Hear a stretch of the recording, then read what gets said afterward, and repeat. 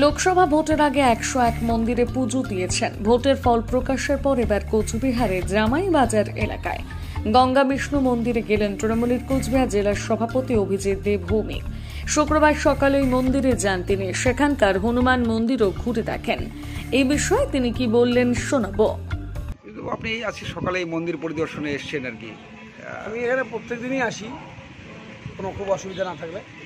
এটা হচ্ছে কোচবিহার 10 নম্বর ওয়ার্ড জামাইবাজারের গঙ্গা বিষ্ণু মন্দির। এই মন্দিরটা হেরিটেজে এসছে এবং এখানে হনুমানজির মন্দির আছে এবং খুব জাগ্রত মন্দির। যার জন্য আমি এখানে রোজই আসি এই মন্দিরে। এই মন্দিরে একটা সংস্কারের ঈশ্বরের কাছে প্রার্থনা ছিল, সমস্ত সংকটমোচন দূর করে দিয়েছেন। এই মন্দিরে একটা রিনোভেশনের কাজ শুরু করেছি, যেটুকু আমি ঈশ্বরের কাছে প্রার্থনা করেছি। অলরেডি এটা হেরিটেজে এসছে।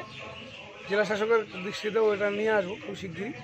এখানে যাতে ব্যাপক সংস্কার হবে। এখানে মানে ব্যক্তিগত উদ্যোগে কিছু ব্যক্তিগত উদ্যোগেই করছি।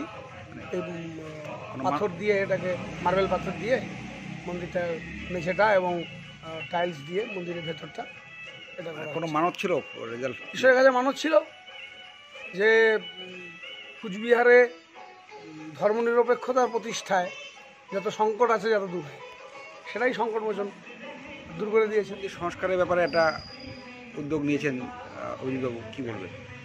এটা খুব ভালো উদ্যোগ। এতদিন এই মন্দিরটা অবহেলিত ছিল।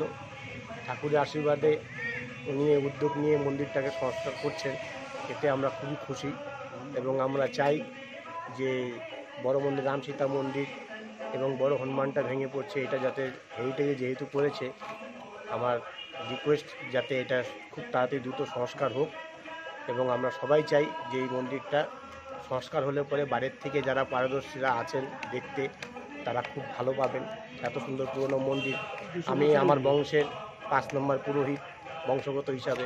এটা প্রায় 1887 সালে অনুমানিক তৈরি হয়েছে এবং অনেক পুরনো মন্দির, রাজ আমলের থেকে।